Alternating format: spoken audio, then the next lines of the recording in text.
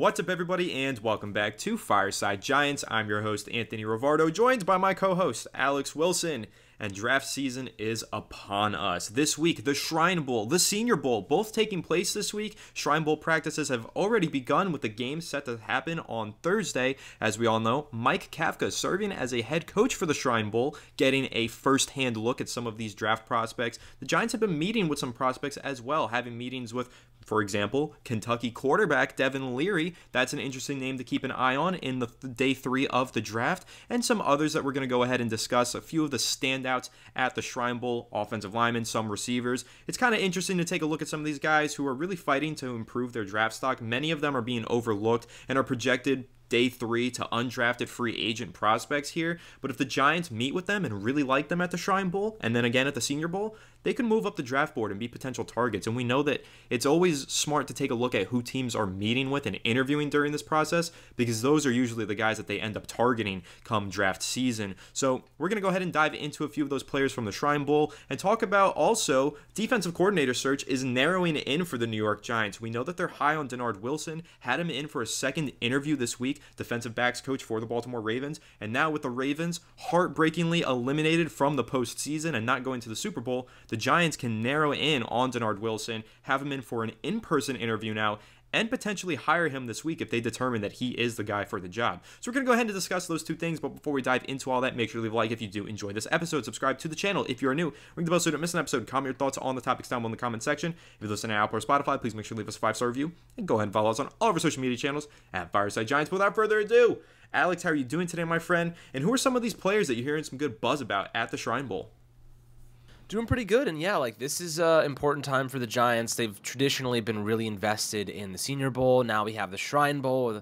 A lot of different players are coming together, and there's a lot more talent this year to actually scout, and the Giants are heavily represented by, of course, Mike Kafka and a couple other coaches. So, this is a good opportunity for the Giants to get eyes on a couple of guys, seniors really, that have a lot of upside. And we've talked a lot about guys like Malachi Corley, Xavier Legette, Tez Walker. There's tons of talent here, and the Giants have already met with two quarterbacks. So we remember General Manager Joe Schoen said several weeks ago they're going to be in the market for a quarterback, most likely a backup. We don't know necessarily what that means in terms of, are they sticking with Daniel Jones? Are they going to draft somebody? But aside from the primary need, there is a secondary need where we have to replace a guy like Tyrod Taylor. Of course, Tommy DeVito remains on this roster. He could end up becoming a solid backup, but I don't think the Giants want to pigeonhole themselves into not adding competition. So I think that there are some names here that are interesting. Right off the bat, the Giants have met with Kentucky quarterback Devin Leary at the Shrine Bowl, and there is interest in him. We don't know exactly how much. And then, of course, they've also met with UCF quarterback John Reese Plumlee. These are two interesting players. Plumlee, if you watch him, he kind of gives me Taysom Hill vibes. He is like a runner, man. He just kind of, his whole game revolves around his ability to escape the pocket, get creative, do things with his legs. He is terrible in the pocket. He has no rhythm at all, but the guy can run, and they actually tried to test him out as a receiver too before he transferred to UCF. So interesting there, but he is a weird player. Got some really solid, arm strength downfield, but otherwise he lacks kind of everything else as a quarterback. I wonder if the Giants would take him with the anticipation of him being this kind of like change of pace type of player they could plug in and like do some interesting schematic things with. Probably just interviewing, getting to know some different players and see what their upside is. And then, of course, the other guy here, Devin Leary. I know, Anthony, you're not very high on him. I'll let you dive into kind of problematic statistic that he put together last year, but the guy's got a cannon for an arm. He can throw the ball really well. He is a big dude. He's got some athleticism, kind of like a knockoff Josh Allen. If you look at him, he'll try to make those throws. Oftentimes he doesn't make those throws, and he also holds onto the ball quite a long time sometimes. And he doesn't really react to pressure. If you watch him, he will just. There are guys literally on his ankles, and he is not moving, and his eyes are still lasered downfield, which can be problematic because you might want to escape the pocket, try to buy more time. Instead, he just stands there like a rock, like a statue. What is your initial impression of a guy like Devin Leary, who's had a really good couple days of practice leading up to the Shrine Bowl? He's been arguably the best quarterback there, and that's interesting to hear. His arm talent's been on full display. He's been making a lot of throws. Obviously, practice is different than game, but what are your initial impressions there, and what's the interesting stat you have for us to kind of indicate that Leary is a risky player, to say the least? Yeah, before I dive into that stat, I'll say the good for Devin Leary, Kentucky quarterback. You love his frame. You love his tools, right? This is a tools quarterback. These guys that we're going to be talking about at the Shrine Bowl in particular, they're not finished products. They're not day one or even day two guys. But Devin Leary, the Giants did meet with him. A few teams have had meetings with him, and he said that he definitely felt interest from those teams, including the Giants, namely. So Devin Leary getting a little bit of buzz here at the Shrine Bowl because he stood in there and really demonstrated to have a cannon of an arm. He's throwing at the highest average mile per hour on ball flight at the Senior Bowl. He's throwing with the highest revolutions per millisecond or whatever they use the statistic, how many spins the ball has. Essentially, his arm is a cannon. He's throwing with more arm strength than anybody else at the Shrine Bowl, and he's making some really impressive tight window throws. He's a risk taker. He's a ballsy quarterback. He loves to try and fit it into any window. Yes, that bites him in the ass sometimes, but he's just one of those players who has some tools, and if he's undrafted free agent, Giants might make signing him a priority to give some competition in that quarterback room, especially because Daniel Jones with his ACL recovery, while he's projecting to be back in time for the regular season, it's possible that he's not back in time. So are they really just going to roll with Tommy DeVito as their starter with no competition? You guys know how I feel about Tommy DeVito. I really like him, think he's a great long-term backup option for this team, and maybe one day is an eventual starter in the NFL, but the Giants would be unwise to not add any competition to that room. If you're just going in with Tommy DeVito as your starter, you're making a mistake. They should add some other players to push him, and I do think that Devin Leary could be one of their targets for that. Now, again, Devin Leary is an unfinished product. He's a tools guy. He's got some tools, but in terms of playing football, he's not so good at that just yet. And so the Giants would need to develop him. So the stat that Alex was referring to that I have is under pressure play. He led college football out of the 2024 draft class quarterbacks. He led all of them with a 10.6% turnover-worthy play rate under pressure last season, meaning on all of his pressured dropbacks, 1/10 of them were turnover worthy. And so this guy doesn't do a good job of keeping the ball out of harm's way. Again, he's just unpolished, doesn't know how to play quarterback that well yet,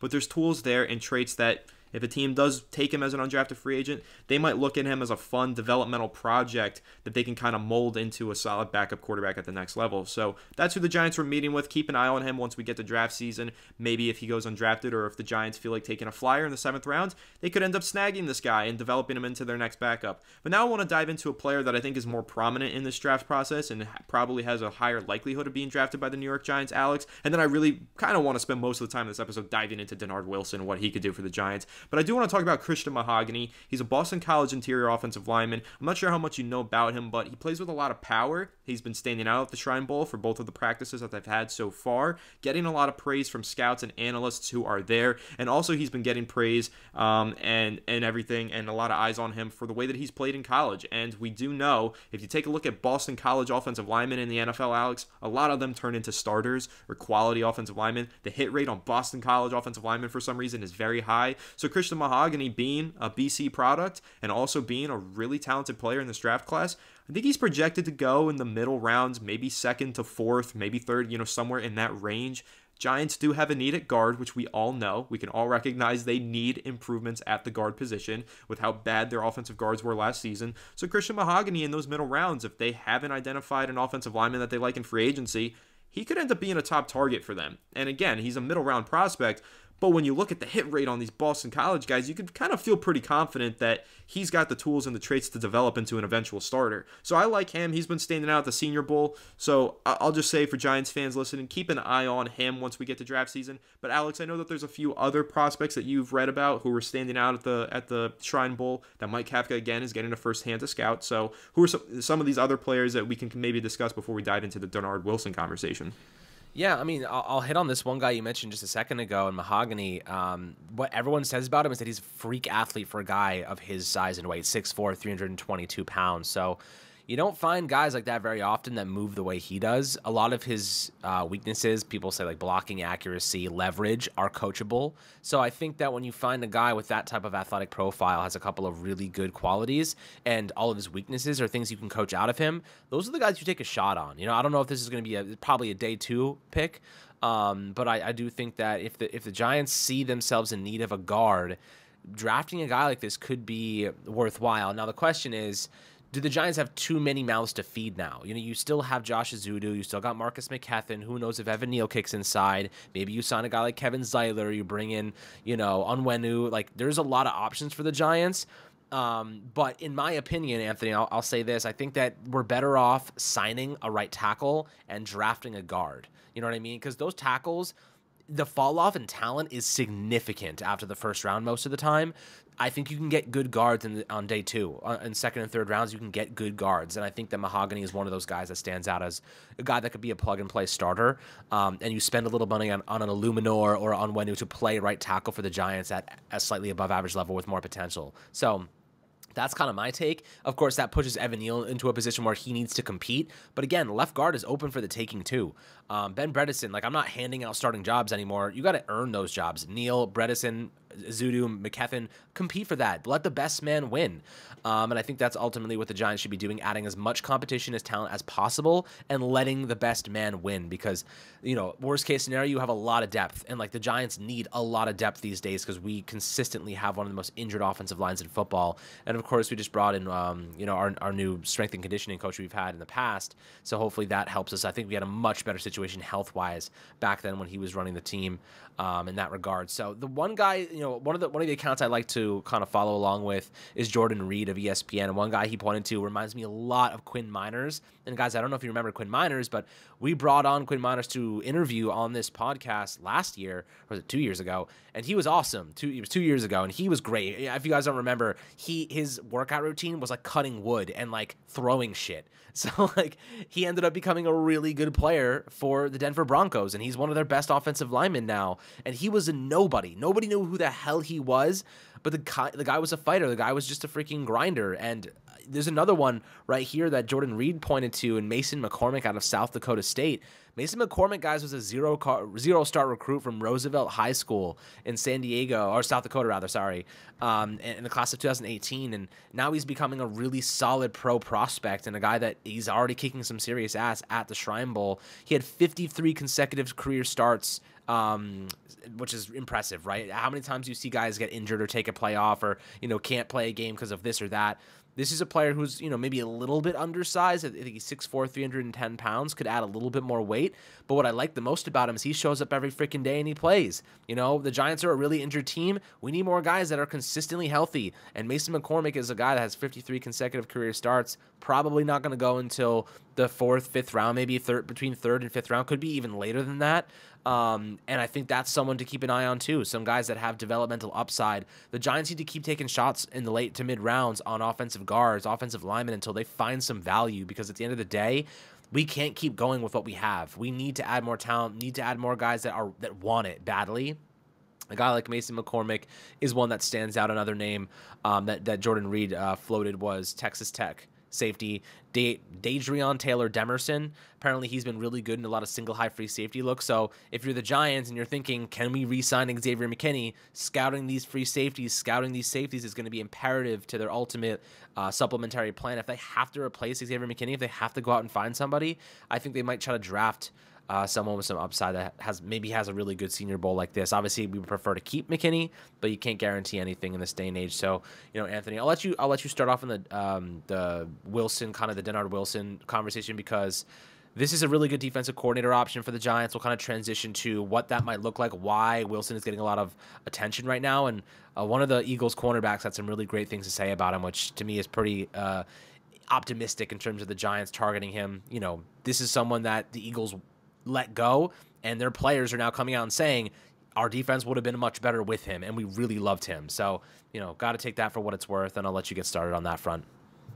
Yeah, the Eagles made the decision to hire Sean Desai as their defensive coordinator last offseason, and I think a lot of the players recognized that was a mistake. They should have gone ahead and hired Denard Wilson. And now Denard Wilson moved over to the Ravens, helped kind of craft what is arguably the best secondary in the NFL in Baltimore this past season, and now he's going to get that DC job elsewhere. Whether it's with the Giants or not, he's going to be hired this offseason as a defensive coordinator, more likely than not. I know the Jacksonville Jaguars have also interviewed him, and there's a number of teams who are vying for Wilson as their DC. So, of course, he's still going through the process, going through interviews, but if the Giants do bring him in for a third interview, my expectation would be that it is in order to hire him for the position, because he does seem to be their top finalist for the job. Now, what does everybody love about Denard Wilson? Well, it sounds like he's a player's coach. He really connects and vibes with the players, gets a lot of development out of them, and he gets numbers out of them. Like, he gets production, performance numbers out of his secondaries. If you remember, guys, last season, that Philadelphia Eagles defensive backfield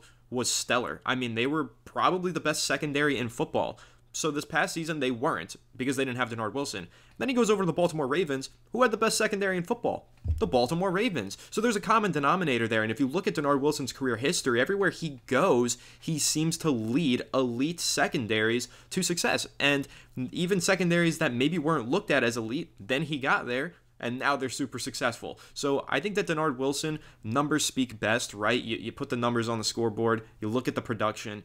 Everywhere he goes, he's just developing talent and leading some really solid defenses. Now, one of the knocks on Wilson, though, because I think it's fair to look at this objectively from both sides of this, he's never led a defense before. He hasn't been a defensive coordinator, hasn't called plays, and taken full control over a unit. However, let's meet at the middle ground here. He has been a passing game defensive coordinator. So he's been a coordinator of sorts, has led a defensive passing game, not an entire defense, but a portion of a defense. And I think that's something to take note of, and that's important. So that's like halfway towards being a defensive coordinator. So he's got some experience, and now it's just about taking that next step, which, again, according to all reports and I'm reading through all the information, he's more than well prepared for that next step. And I think that he is the leading coordinator candidate for the New York Giants. And now I think there is an interesting discussion to have, though, about how would the Giants defense change here? Well, in my opinion, not a whole lot, because when Wink Martindale left the Baltimore Ravens, they kept a lot of his same concepts. The defense was still pretty similar, still that 3-4, blitz-heavy, pass-rushing, heavy defensive system. So in terms of keeping continuity for the New York Giants players, they could manage to do that quite well if they hired Denard Wilson, a guy who has been running a defensive secondary that's been running a system very similar to the one that the New York Giants were just running under Wink Martindale. So I think that there could be a very easy transition for guys like Deonte Banks, who just got a full year of Wink Martindale defense under his belt, got used to that. Switching up his coverage tendencies and his playing style in a new defensive scheme next season might be a tall task. But with Denard Wilson, first of all, being such a great defensive back developer, I think that's huge for Deonte Banks, but also just the fact that his defensive scheme is going to have some overlap to Wink Martindale's.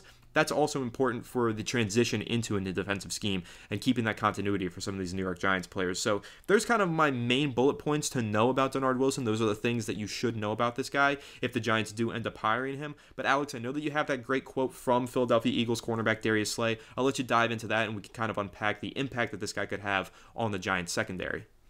Yeah, I mean, look, for what it's worth, I think that if you go and get Denard Wilson, you kind of have to pay Xavier McKinney.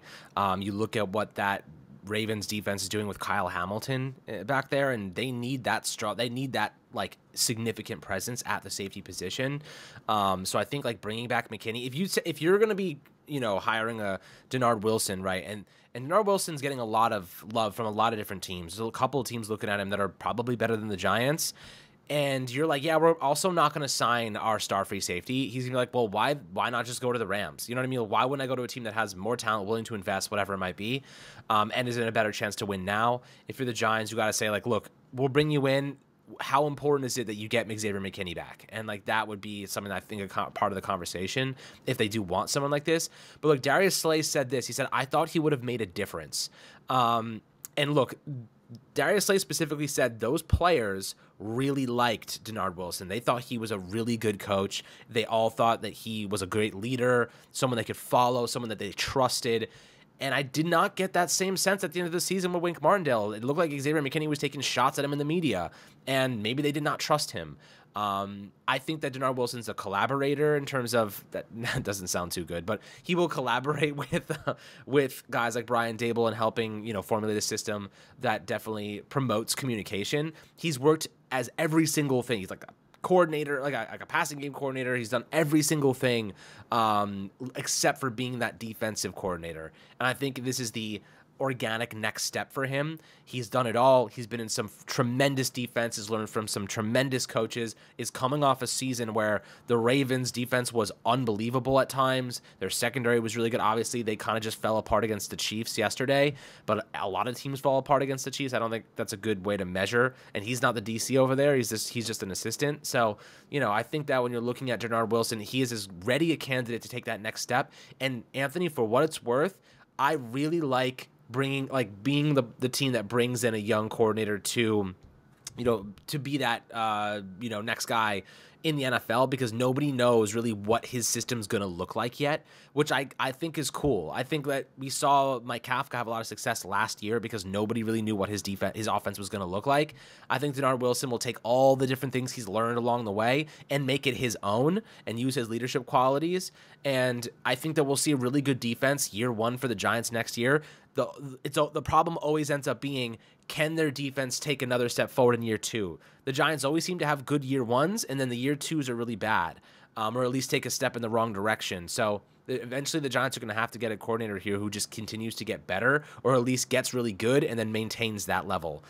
They can't have this volatility where it's really good, really bad, really good, really bad.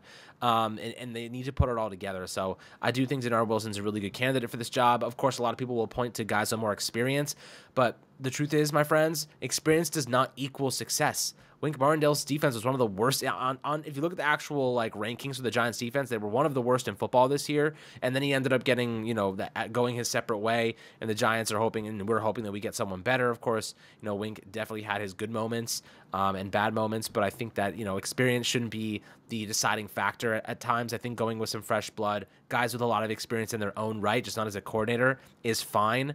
It just has to be the right guy. And personally, I think Denard Wilson would be a really good option for us in terms of just how many people he's learned from, the success he's enjoyed in the NFL, and the fact that he is obviously ready to make that next step. I think he's ready to make that next step, and I like what you said there about him kind of being fresh blood at that defensive coordinator spot, because let's face it, Wink Martindale is a great and well-respected defensive coordinator, but when he took over that position for the New York Giants, there wasn't a whole lot of new game planning that NFC East or really any offensive coordinators had to do. They knew what a Wink Martindale defense entailed, they knew what it looked like, and they knew how to game plan for it already. But with Denard Wilson, while there might be overlap to Baltimore's defense, it's going to have his own little tendencies, his own little nuances that he's going to bring to the table. So I think that there is a lot to be said about a first-time defensive coordinator stepping in and having immediate success. Now, have we seen first-time defensive coordinators step in and crash and burn? Absolutely. We've seen that too. But I think Denard Wilson has kind of proven himself to be a really good coach throughout the years, has earned a lot of respect and has created a solid reputation for himself. And I feel confident that wherever he goes, whether it's with the Giants or the Jaguars or wherever, I think he's going to be a very solid coordinator whoever hires him. And I am leaning towards hoping that it is the New York Giants that go ahead and hire Denard Wilson. I really like his resume here. And one other thing that I want to throw out there, Alex, just a connection here. Actually, I'm going to couple that with something else here. So connection to Deonte Banks. Both of these guys grew up in Maryland. I think that helps, just kind of having a similar culture and a similar upbringing. That might be helpful for Denard Wilson, a younger defensive coordinator who grew up in the same area or a surrounding area to Deonte Banks. Deonte Banks is who we're really banking on in the secondary, developing and becoming a solid player. I think that connection could be a welcome change for Deonte Banks. I think that he could kind of vibe well with Denard Wilson, and hopefully that will help develop him even further. Now, to add on to that point of development, this is a point that I really want to make because I don't think anybody's really talking about this, Alex. Denard Wilson started his career as a pro scout. So he's not just a coordinator and a coach. He's actually a guy who evaluates and knows what's good in different players and talents. He can identify, okay, this guy's got this trait and that trait. This is how I'm going to coach that out of him, or I'm going to coach this and expand on that. I think his scouting background has probably helped him a lot throughout his career as a coach. And I think it's one of those things that with the New York Giants, if they were to hire Denard Wilson, they would look to him for a lot of input on the players that they draft, a lot of the players that they sign. So you would see them say, hey, I know that you like Deonte Banks and the way he fits in your system because you're a scout, you know his traits, fit him in well, but let's find somebody else that you like in this draft class. Do you like this cornerback? Does he have these traits that work well in your defense? How do you scout this guy? And I think that could be a really valuable component to the skill set that Denard Wilson's going to bring to the table that I haven't heard anybody mention yet. He's a scout and he's a coach, and I think that's super valuable. The Giants can use him in that defensive coordinator role, but also bring him into the draft room. I know that Wink Martindale was in the draft room for the Giants when they drafted Deonte Banks, gave Brian Dable and Joe Schoen a big hug. He really wanted Deonte Banks. That's great, but Denard Wilson probably has an even greater input as a former scout. I think that he's able to evaluate the talent quite well, and I think that's a really underrated trait that he possesses. And again, I don't think enough people are discussing that. And then even more so, I think that coaches who are former scouts probably have a higher tendency to recognize strengths and weaknesses in players because they can scout them firsthand on the practice field. And that will hopefully allow the Giants to Stop putting square pegs into round holes and identify how to extrapolate on the talents of certain players. So I think that's another thing to keep in mind here with Denard Wilson, is that he can probably get the most out of certain players better than other coordinators can, just because he's better at scouting their strengths and weaknesses, and so then can fit them into their offense better. So I don't know if you have a take on that. It's a talking point that I haven't really heard from people, but I'm kind of excited by the idea of a coordinator who's a former assistant coach who was a former pro scout. I think that's really interesting, and it's a skill set that not a lot of coaches necessarily have, and it's one that could really benefit the New York Giants. Yeah, I mean, the way that I would kind of process that information is I think he's going to know exactly what type of players he wants for his system. You know what I mean? Like, I think he's going to know exactly the perfect fits. We know Deonte Banks was a perfect fit. I mean, you saw Wink Martindale's reaction when the Giants drafted him. McKinney's obviously a perfect fit. Dexter Lawrence is a perfect fit in any system. Kayvon Thibodeau has a lot of untapped potential. Bobby Okereke was tremendous for us last year. I think this defense has a lot of the key linchpin pieces that a coordinator like Denard Wilson would actually love to have. And the Giants have capital, right? They have some money to spend, given, we'll see what happens with Daniel Jones' contract, what they kind of do there. But they can restructure some deals for, Dexter Lawrence and Andrew Thomas and open up a lot of money. So if the Giants are saying, hey, Denard, look, we're going to re-sign Xavier McKinney. We're probably taking the out in Daniel Jones' contract. We can afford to sign a pass rusher, and we're going to allocate one of our second-round picks toward whatever unit you need. I think that's enough to convince him, like, look, we're about to invest in you, invest in your unit. But we're also, have a couple of really good pieces that we just need to maximize, and we think you're the guy for that job. And being a pro scout, think about what he could do to help with the actual draft process in terms of being able to identify traits that, will translate at the NFL level. But I think that ultimately great teams find players that fit their system. Look at the 49ers. Brock Purdy fits their system like a glove. You know what I mean? I think that's really what makes the difference between good and great coaches. Great coaches know exactly. I mean, look at the Patriots. How often do they miss on draft picks, but somehow they're just perfect fits for their system, at least in the past. So I think I like the whole pro scout, kind of correlation to developing talent that he knows this guy has a trait that I really like. This guy has a trait that will translate in my defense, and that guy eventually ends up producing because of that trait. I think that there are causation to that, and there's definitely legitimacy to that line of thinking. So yeah, like I think there is plenty of stuff to like about Denard Wilson in that regard. Again, he could go with a couple other teams to say like I could end up leveraging the Rams situation, making the postseason, making a push. They have Matthew Stafford, and then getting a head coaching job pretty quickly. This is my window. Or I could go to the Giants and, maybe end up stuck here and end up like Wink Martindale looking for another job in a year or two. So, I think that other teams may be more attractive. But if the Giants want someone like this, they need to make the offer soon. They cannot hesitate, because if they hesitate and they wait, they're going to lose out on the guy that they want. So I do think that if they like Wilson, they got to make him an offer. They got to jump on that before another team comes sweeping in and makes him an offer he can't refuse. So that's kind of my take right now. I do like Wilson. I think he's probably the leading candidate for the Giants at the very moment. I think he is as well. I think that's who they're going to try to hire. It's going to be up to him whether or not he wants to take it. Obviously they're interviewing him for the position, so are other teams. But he's also kind of interviewing those teams. If the Jaguars present him with a game plan and kind of like a roadmap that he likes better than what the Giants present, he might opt to take that job instead. And also the Giants still do have a pretty long list of candidates for this job. I mean, they've been looking at certain guys like Shane Bowen, former defensive coordinator of the Tennessee Titans. Obviously, they interviewed Jerome Patterson, current New York Giants defensive backs coach. So they have backup plans here, but I do think that their number one target is Denard Wilson, and I think that he's probably my number one candidate at the moment. Now, if we were talking about candidates that they haven't interviewed, I might have some other guys higher. I know a lot of Giants fans are apprehensive to the idea of Leslie Frazier. I talked about this on a live stream last week. I think that Leslie Frazier, no matter where he goes, always has a top 5 defense, and he's an excellent coach, and he's well respected.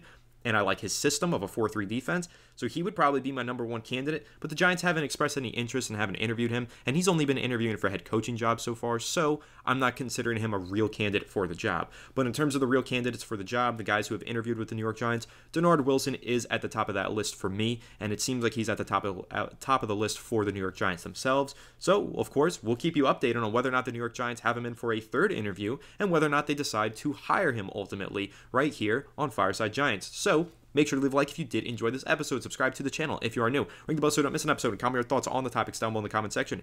If you're listening on Apple or Spotify, please make sure to leave us a 5-star review, and go ahead and follow us on all of our social media channels at Fireside Giants. Without further ado, we will catch you all on the next one. Have a good one, and let's go Giants.